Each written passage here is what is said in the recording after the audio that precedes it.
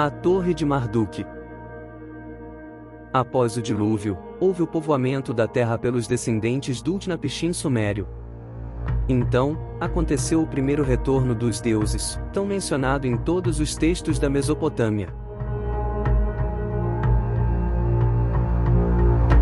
Anu veio visitar a terra na era pós-diluviana, para estabelecer a paz entre os clãs guerreiros, e dividir os territórios entre eles. Com o retorno dos deuses à terra, a realeza de Nibiru se reuniu para dividir os governos, entre a segunda dinastia de Pleiadenses. Assim, Anu dividiu a terra em 3 reinados. Esse período coincidiu com a primeira dinastia faraônica do Egito, cerca de 3110 a.C., marcado pelo deus Ra, o deus do sol, ou Marduk, que pertencia a uma nova geração.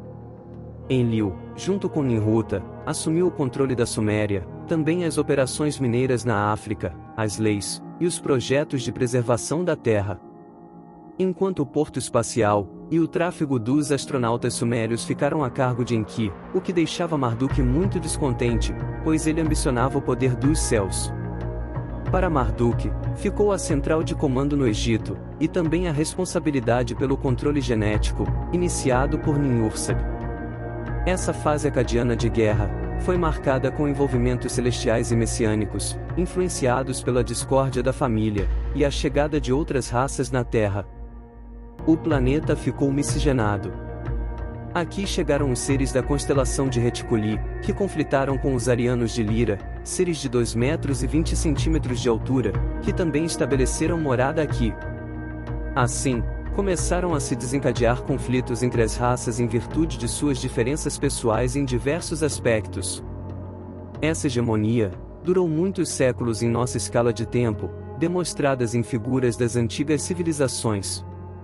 Surgiram outras espécies de humanoides, os Zeta Reticuli, seres de baixa estatura, e com variação no pigmento da pele, alguns de cor parda, azulada e avermelhada, por causa da radiação solar de seus lares de colonização.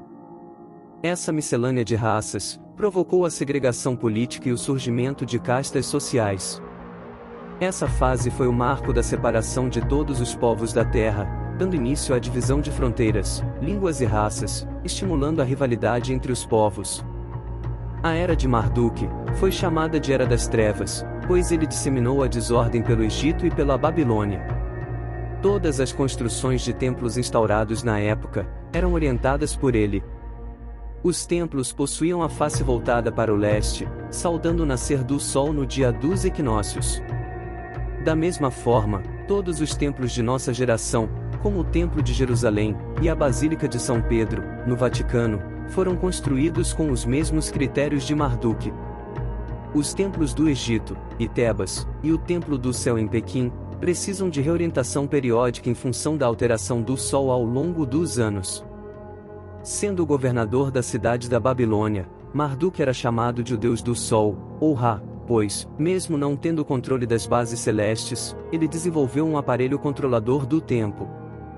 Por meio de um satélite, ele avisava quando ia chover para que todos pensassem que ele possuía o poder do Sol.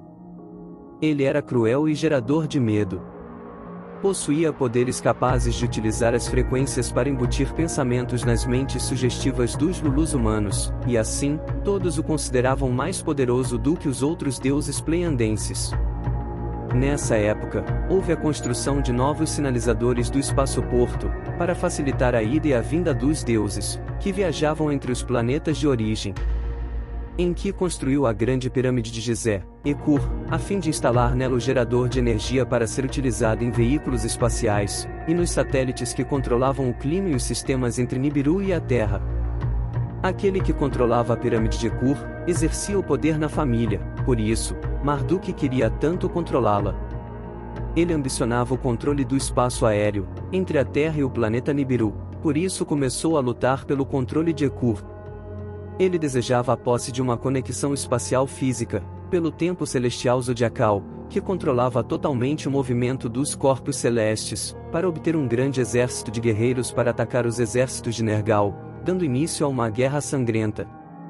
Ele fabricou uma arma engenhosa, chamada de Ruadra, que produzia um holograma de enormes exércitos de monstros e demônios.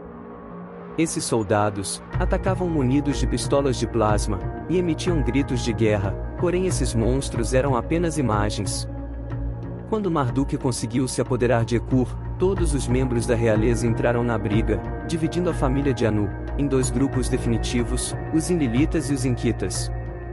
Não satisfeito, Marduk desejava ser o único deus sobre a face da terra. Ele queria o poder de ser considerado o único deus de uma civilização monoteísta. Por isso, traçou outro plano para atiçar os homens contra os deuses.